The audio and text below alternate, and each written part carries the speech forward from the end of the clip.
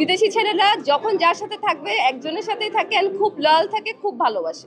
আমার চোখের সামনে কোনো এরকম আমি ছেলে দেখি না।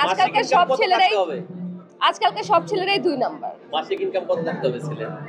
আপনাকে ক্যারি করার মতো অবস্থা তো থাকতে হবে, সেই ক্ষেত্রে কেমন ইনকাম থাকা উচিত আপনি মনে করেন? মাসিক ইনকাম কত 10 লাখের মতো থাকলেই তো মনে হয় এনাফ। কারণ বাংলাদেশে অনেক ছেলে দেখছি, বাংলাদেশে তো কোনো ছেলে, সব ছেলেরাই তো 2 নাম্বার আমি দেখতেছি। সব ছেলেই তো ধোকা দিয়ে দিয়ে একটা থাকতে আরেকজনের কাছে চলে যায়, আবার 2টা গার্লফ্রেন্ড রেখে আরেকটা নেয়, একটা সাথে রিলেশনশিপ থাকা সত্ত্বেও আরেকটা মেয়েকে ভালো লেগে যায়। বাংলাদেশের সব ছেলেরা তো এরকম, বিদেশি ছেলেরা এরকম হয় না। বিদেশি ছেলেরা যখন যার সাথে থাকবে একজনের সাথেই থাকে আর খুব লয়াল থাকে, খুব ভালোবাসে। আজকে ড্রেসটাও আমার নিজের ড্রেস, আমি যত ড্রেস পরে আমার নিজেরই থাকে, কিন্তু না আমি স্পন্সারও নেই। আমার যখন ফ্রেন্ডসরা যারা আমাকে স্পন্সার দেয়, আমি স্পন্সারও করি, আমি নিজের কাপড়ও পরি, কিন্তু আমি নিজের কাপড় পরতে স্বাচ্ছন্দ্য বোধ বেশি করি।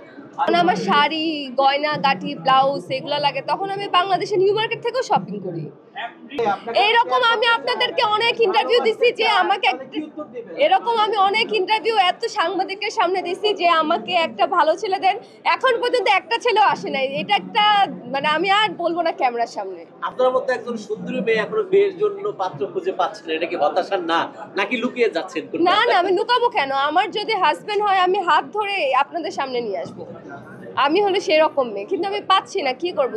যাই হোক, সিঙ্গেল আছি, ভালো আছি। আমার মা আমার সব থেকে বেশি পছন্দের। আমি যতদূর কাজ করছি, আমি যতটুকু পর্যন্ত এসেছি, এটা আমার মায়ের জন্য। সে আসলে আমাকে অনেক সাপোর্ট করেছে। আমি যে এত লেট নাইট পর্যন্ত শুটিং করি, সে সবসময় না ঘুমিয়ে বসে থাকে দরজা খোলার জন্য। সো এই জিনিসগুলো আসলে মা ছাড়া আপন কেউ করবে না। তো আমার খাওয়া দাওয়া সবকিছু সে টেক কেয়ার করে।